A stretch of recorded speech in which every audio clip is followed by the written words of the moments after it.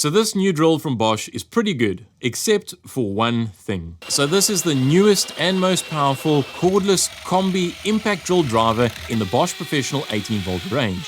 And today we are going to test how well it drills in wood, concrete, brickwork, and also steel. And we are going to see if it's as powerful as Bosch claim. So is this a drill that you should add to your tool collection? And if you think it is, I'm going to tell you why you should possibly not consider buying this drill, and also show you one of the things that I don't think is up to standard. Now, full disclosure, unlike many of the other video reviews about this drill, Bosch did not send this to me for free. They have not sponsored this video, and I'm not affiliated with them in any way. A friend of mine bought a whole lot of Bosch cordless power tools, and he was kind enough to let me unbox, review, and test them. So thank you very much for that. In fact, some of these videos are already published on the channel in case you've missed those, and there's a whole lot more videos that hopefully will come out in the near future. So make sure you guys are subscribed and that you've clicked the bell notification icon so that you don't miss out on any of these upcoming videos. So we'll get straight into testing in about 30 seconds. But before we do, this is the Bosch GSB 18V-150C. Or if you are in America, it's the 18V-1330CN. It is the same drill, just a different model number. And it's powered by a brushless motor, and it uses Bosch's bi-turbo technology. It runs on the standard 18V or the Pro Core 18V batteries. And it's got built-in kickback control and electronic angle detection. It's also got 3 drilling modes. It's got a hammer drilling mode, a normal drilling mode, and a screw driving mode. And Bosch claim it offers up to 150 Newton meters of torque. That is very impressive. Now, this is very similar to another model. It's the GSR 18V-150C or the -1330CN, except that model, the GSR model, doesn't have a hammer drilling mode, so you can't drill into concrete or brickwork. That said, let's get straight into the testing. So for the first test, I'm using a fully charged 8 amp hour Pro Core battery with a drilling mode and speed 1 set. Now, speed 1 is the low gear and high torque, which goes up to a maximum of 550 RPM. And I'm also using a 150mm or 6-inch hole saw. And this is a fairly large hole saw, so let's have a listen to how the drill loads up.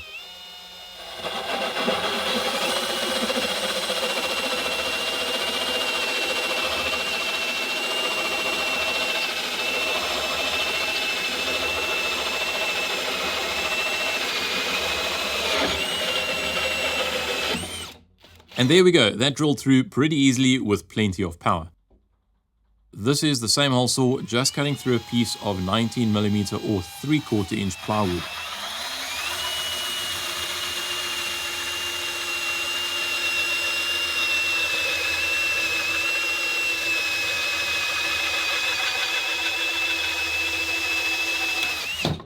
And again, there's no shortage of power. 8 amp hour Pro Core battery is fully charged again, drilling mode and speed 1 is set, but this time using a 40mm or 1.5 inch spade bit.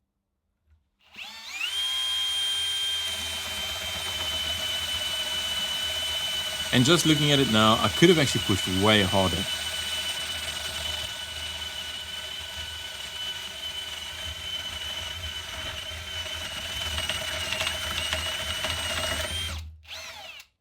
Now for a test with speed 2 set. Now this is the high speed setting, which goes up to a maximum of 2200 RPM.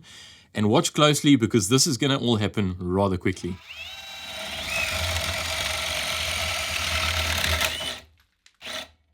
Fully charged 8 amp hour Pro Core battery once again, drilling mode and speed 1 is set. And this time I've got a 16mm or a 5/8 inch high speed steel bit to drill through a piece of mild steel that is 8mm thick.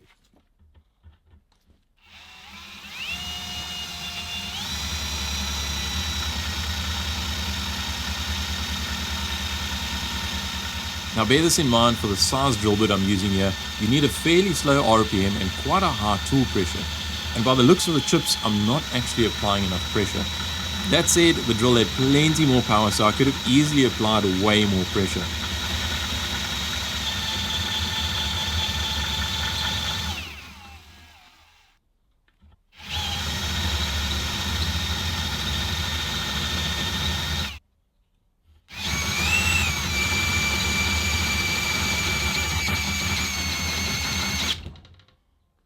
You can even see how the kickback control activates as it breaks through the material, even though in this case I would have probably been strong enough to hold on to it, so it is fairly sensitive. Luckily enough, we can turn it off, but more about this later.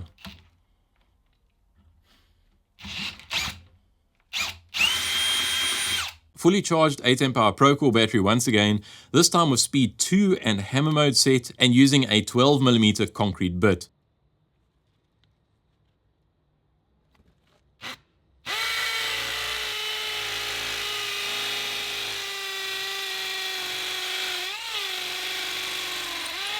So the first hole did end up going through, but with quite a lot of effort. However, now I think the bit is starting to hang up on a little bit of stone that is embedded in the concrete. And I am applying a lot of downforce, and this is where the drill doesn't work so well. Now for reference, here's an 800-watt rotary hammer with an old 12mm SDS bit, and it breaks through the stone and drills the holes with very little effort. Now, I'm showing you this not to compare a rotary hammer drill to a combination impact hammer drill. These are two completely different tools. It is not a fair comparison. I'm showing you because if you are buying this drill because it is powerful and you want to use it specifically to drill into concrete or to drill into hard brickwork, rather don't. Rather go ahead and buy a rotary hammer SDS drill. This drill definitely has loads of power, but it doesn't deliver the blow the same way that a rotary hammer does, and that's required to easily drill through concrete or hard brickwork very efficiently.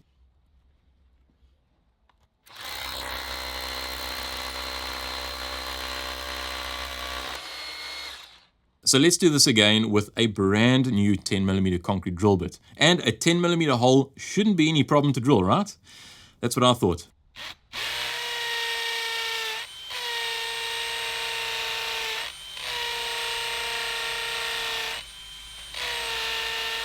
Again, it is going pretty slowly, but with a lot of force. But eventually it stops, and I think it's because it can't break through the stone.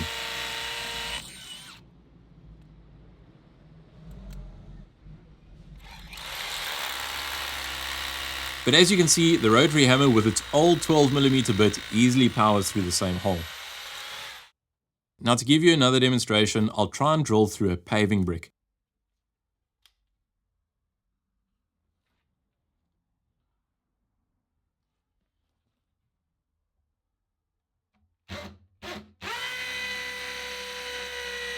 Now I'm pushing as hard as I can, but also without overheating the drill bit, and you'll actually notice there is a small amount of smoke that's starting to come out.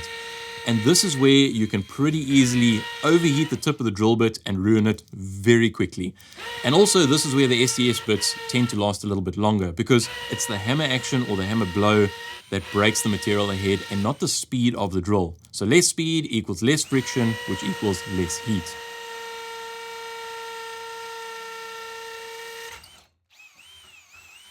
But nevertheless, using this drill, I do eventually get through the brick.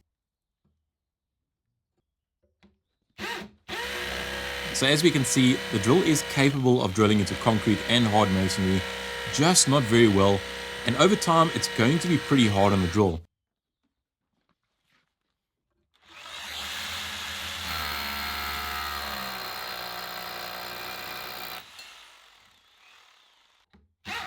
Now I'll do one more test to show you just how much better and easier using the right tool for the job is going to work.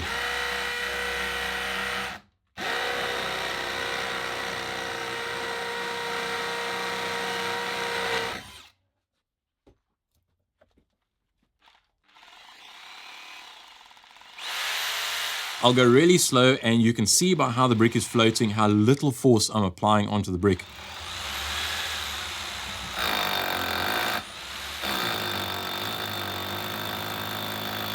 And the bit basically just sails through. Watch this next one at even a slower speed and less pressure.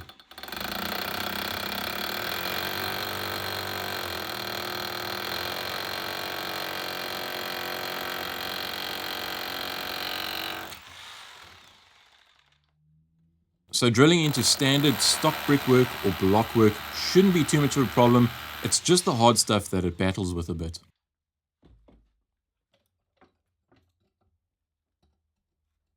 So now for the maximum torque test, and this is an 8mm by 200mm long roofing screw with a full 8 amp hour Procore battery, speed 1, driving mode, and the clutch set to 25.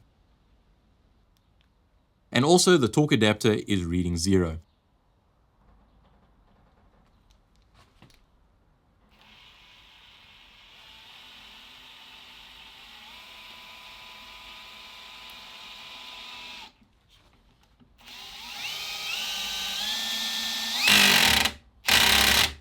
And we can see this is where it clutches out.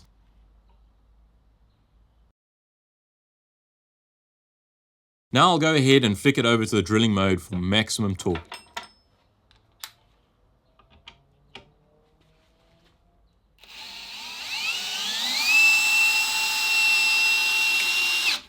And absolutely no problem, and there's plenty of power.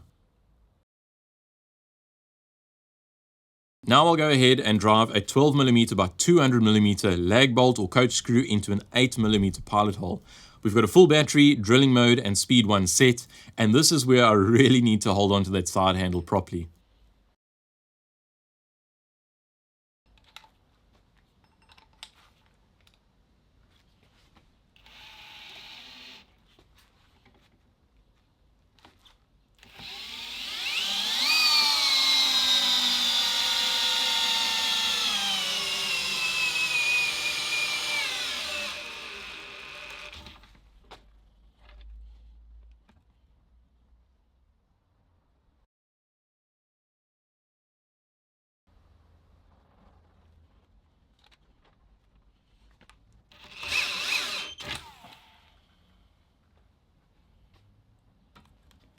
And there we have it, 81 Newton meters or 60 foot-pounds of torque.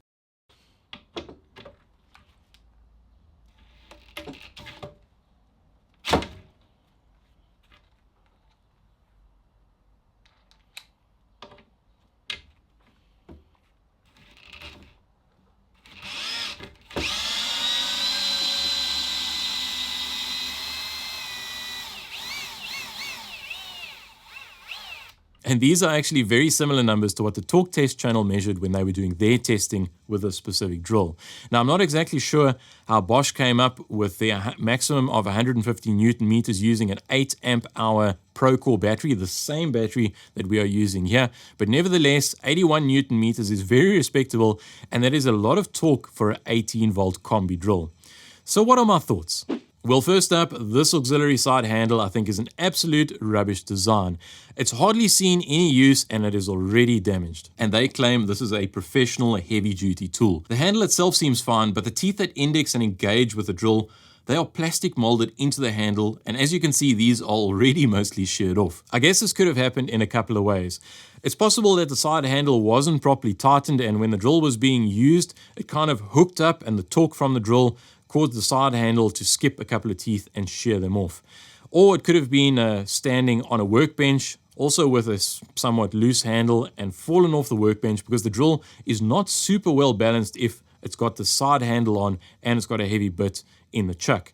So it could have fallen off the workbench and landed squarely on the handle, causing the handle to skip a few teeth. Or if it wasn't completely loosened off when the handle was being adjusted, that would cause the plastic teeth to kind of ratchet around the handle as it's rotated.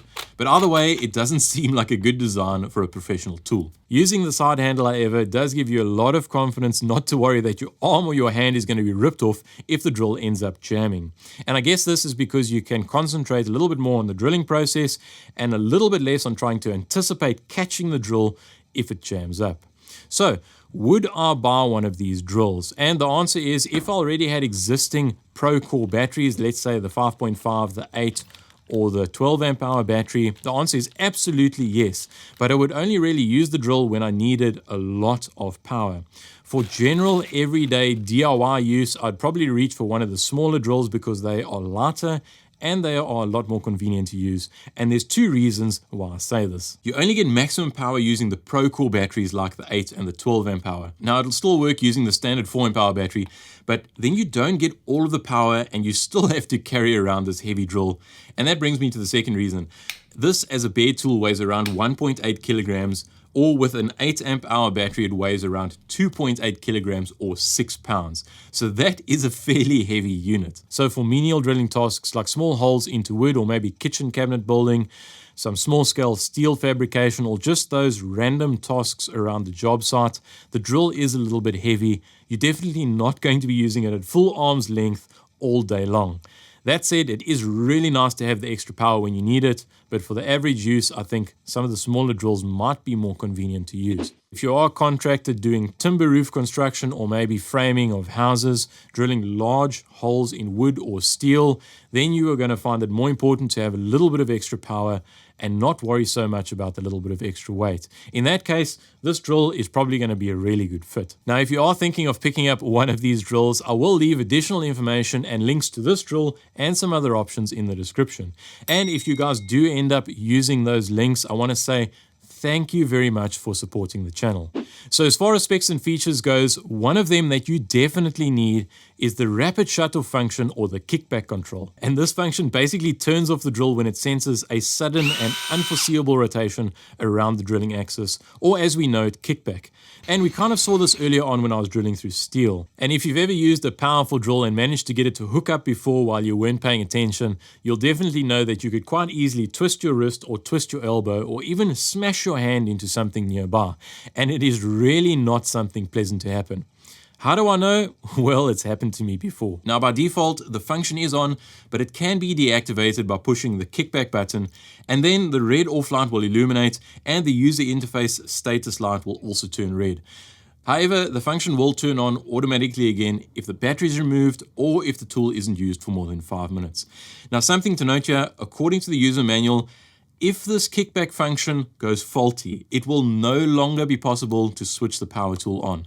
So I really hope this doesn't become a problem in the future. And if the kickback control does activate, you'll see the light flashing, and to get the drill to work again, all you need to do is release the trigger completely and then pull it again, and the drill will start working. And I think if you are in drilling mode and drilling large diameter holes, personally, I wouldn't turn off the kickback control unless you are 100% certain that you can control the drill if it hooks up. Another one of the standout features is the built-in electronic angle detection. So pressing the little angle button allows you to set a reference angle of 45, 60 degrees or 90 degrees. Now the little phone icon is at default 90 degrees, but if you connect the drill to the Bosch Connect app, you can set any angle between 0 and 90 degrees. Now to do this, you'll need to buy an additional Bluetooth module like this to connect to the app, and it gets installed behind a small cover in the drill's handle. So the way this works is that you set the drill down on whatever surface, or you hold it to whatever angle you would like as your reference angle. Then you press the angle button and you hold the drill as still as possible. The light will then flash, and once the drill is calibrated, the light will stop flashing, and in this case, I've set 45 degrees.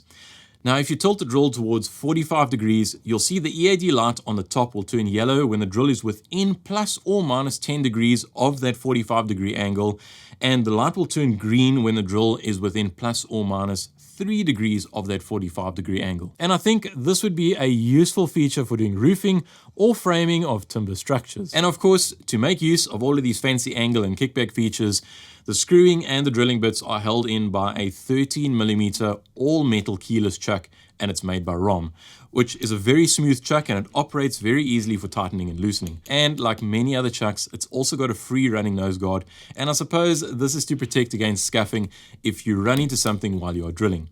Now, I did notice the chuck has a small amount of run out. It is not terrible, but it is visible and it is there.